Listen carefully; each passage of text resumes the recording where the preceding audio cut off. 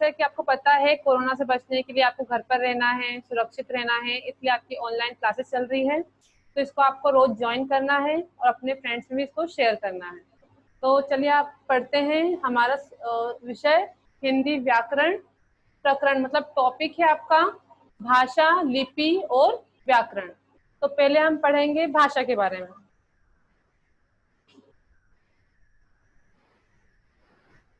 भाषा क्या होता है, भाषा के बारे में हमको पढ़ना है। तो भाषा वह साधन है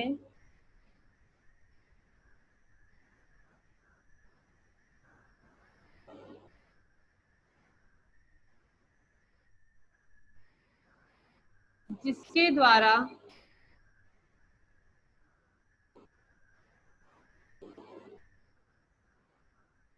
मनुष्य अपने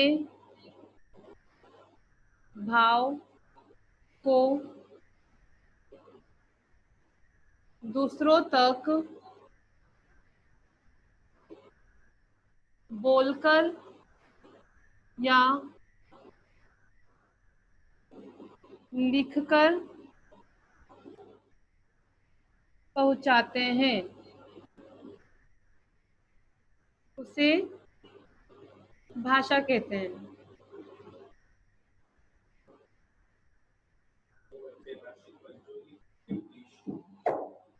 एक बार और देखना है। भाषा वह साधन है जिसके द्वारा मनुष्य अपने भाव को दूसरों तक बोलकर या लिखकर पहुंचाते हैं, उसे भाषा कहते हैं। भाषा के उदाहरण राम टेलीफोन पर बात कर रहा है। ये देखो, भाषा को बोलकर अपने भाव को पहुंचा रहा है। दूसरा,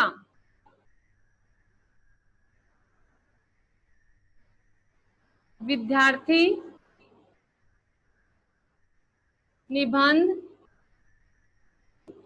लिख रहे हैं।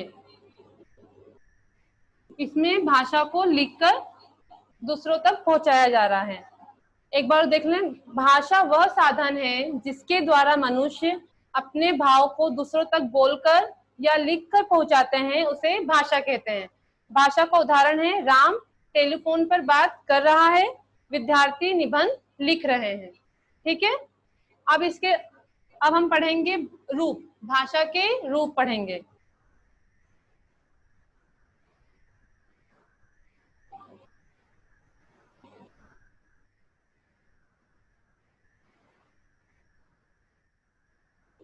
भाषा के कितने रूप होते हैं? भाषा के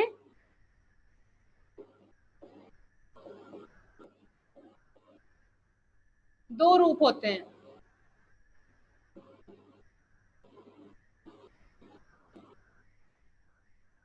पहला मौखिक भाषा,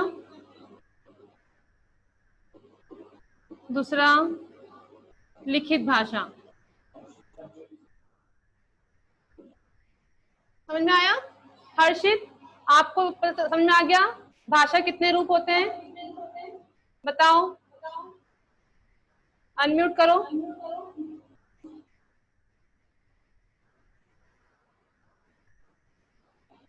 जगदीश,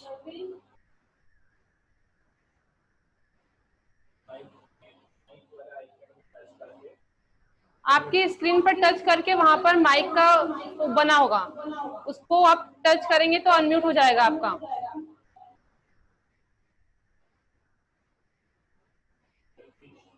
जगदीश,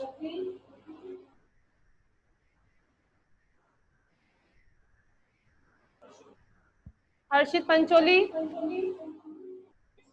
जगदीश, भाषा कितने रूप होते हैं? 2। जगदीश,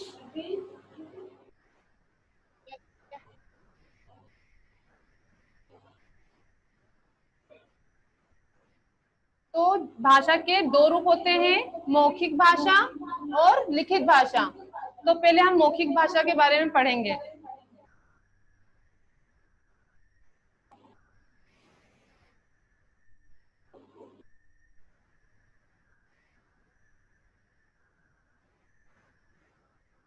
जब हम अपने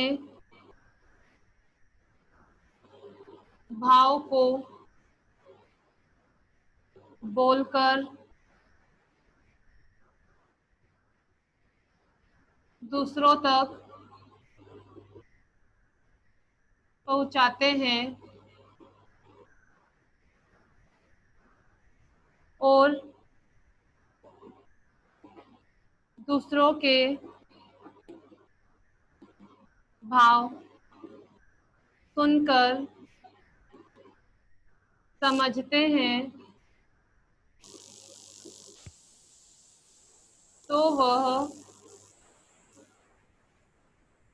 मौखिक भाषा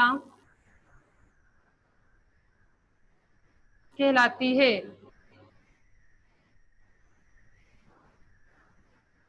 देखो एक बार, मौखिक भाषा किसे कहते हैं? जब हम अपने भाव को बोलकर दूसरों तक पहुंचाते हैं और दूसरों के भाव को सुनकर समझते हैं तो वह मौखिक भाषा कहलाती है।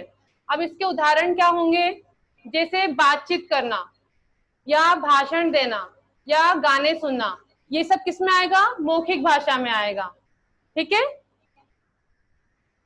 जगदीश, अनम्यूट करो। मौखिक भाषा के उदाहरण बता सकते हो आप? क्या क्या होते हैं?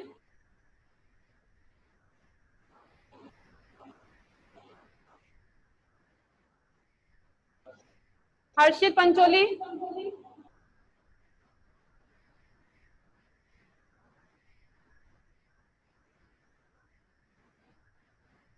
चलो एक बार और सुन लो।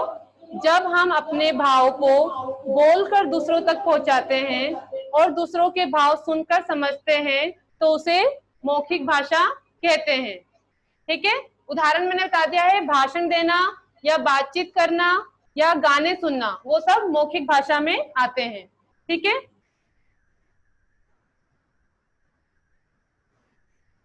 दूसरा क्या था? लिखित भाषा। जब हम अपने विचारों को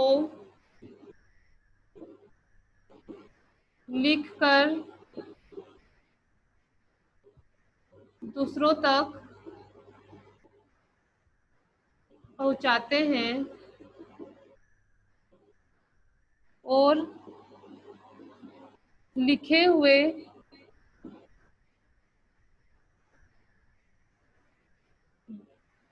भाव को पढ़ते हैं तो वह लिखित भाषा कहलाती है।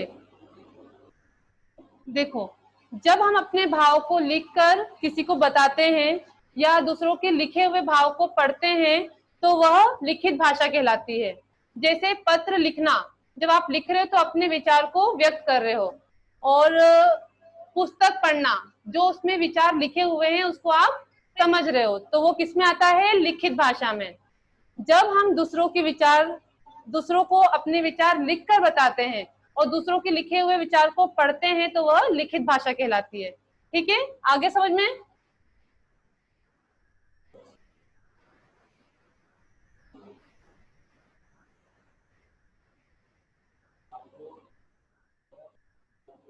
और आपको इसका नोट्स मैं आपको व्हाट्सएप कर दूंगी, उसमें से आप नोट कर लीजिए कॉपी में। अब एक होता है मौखिक और लिखित भाषा के बारे में आपने पढ़ लिया है, एक होता है सांकेतिक भाषा, उसको मैं आपको ओरल बता देती हूँ। जो जैसे ट्रैफिक पुलिस है, वो क्या करती है? संकेतों द्वारा अपने विचार को व्यक्त करती है और आपको उसके विचार समझ में आ जाते हैं, तो वो कौन सा भाषा कहलाती है? सांकेतिक भाषा कहलाती है। ठीक है, तो उसके उदाहरण है इशारे करना या ट्रैफिक लाइट या ट्रैफिक पुलिस। ठीक है, अब हमारे विश्व में बहुत सारी भाषाएं बोली जाती है, पता है आप सबको? तो कोई बताएगा मुझे कि चीन में कौन सी भाषा बोली जाती है? जगदीश, हर्षित पंचोली, कोई बताएगा? चीन में कौन सी भाषा बोली जाती है?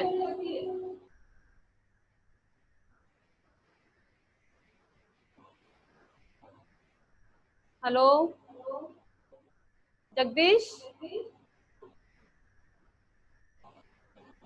मैं बताती हूँ आपको। चीन में चीनी भाषा बोली जाती है, जापान में जापानी भाषा बोली जाती है, जर्मनी में जर्मन भाषा बोली जाती है, इंग्लैंड में अंग्रेजी भाषा बोली जाती है। तो ये विश्व की मतलब अपने भारत के बाहर की भाषाएं, जो अलग अलग देशों में अलग अलग भाषाएं बोली जाती है।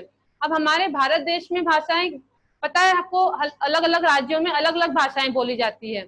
जैसे पंजाब में पंजाबी, गुजरात में गुजराती, राजस्थान में राजस्थानी, महाराष्ट्र में मराठी आदि अलग अलग राज्यों में अलग अलग भाषाएं बोली जाती है।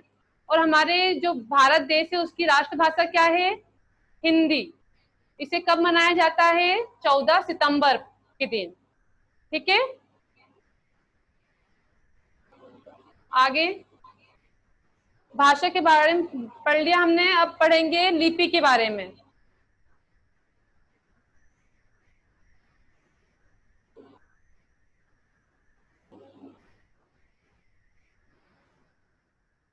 मौखिक भाषा के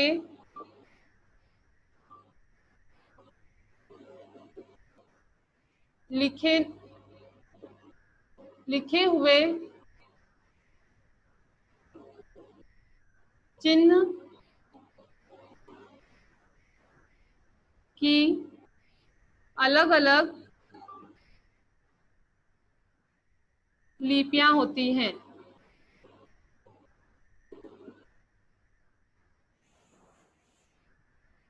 जो लिपि होती है, अलग अलग भाषाओं की अलग अलग लिपियां होती है। जैसे हिंदी भाषा की लिपि होती है देवनागरी, संस्कृत की लिपि होती है देवनागरी, पंजाबी की होती है गुरुमुखी, अंग्रेजी की होती है रोमन, और उर्दू की होती है फारसी। तो इसके आपको नोट मैं आपको व्हाट्सएप कर दूंगी। अभी आपको ये जो लिपि है अच्छे से याद करके मुझे कॉपी में सेंड कर देना, ठीक है। अब हम पढ़ेंगे व्याकरण।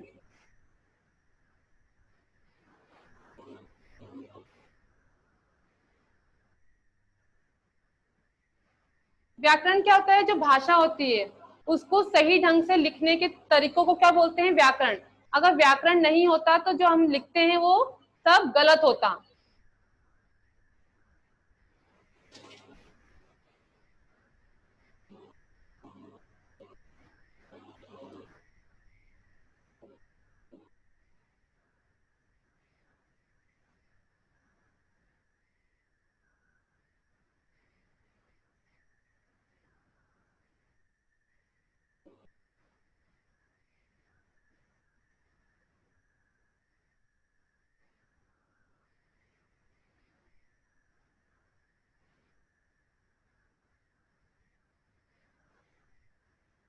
व्याकरण क्या होता है?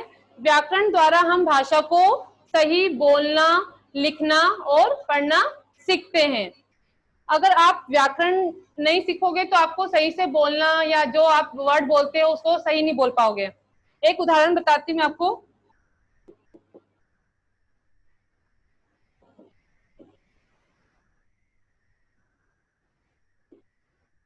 ये जो उदाहरण है, चिड़िया उड़ रहा है, ये उदाहरण क्या है? गलत है। इसका उदाहरण कोई सही बताएगा क्या? हर्षित, जगदीश। चिड़िया उड़ रही है। जगदीश जोर से बोलो। चिड़िया उड़ रही है। देखो इसका सही उदाहरण क्या है? चिड़िया उड़ रही है। तो ये इसका सही व्याकरण का रूप है, ठीक है। अब जो आपको मैंने सब पढ़ाया है इसके व्हाट्सएप पे आपको मैं पिक सेंड कर दूंगी, तो उसको आप CW में लिख लेना, ठीक है।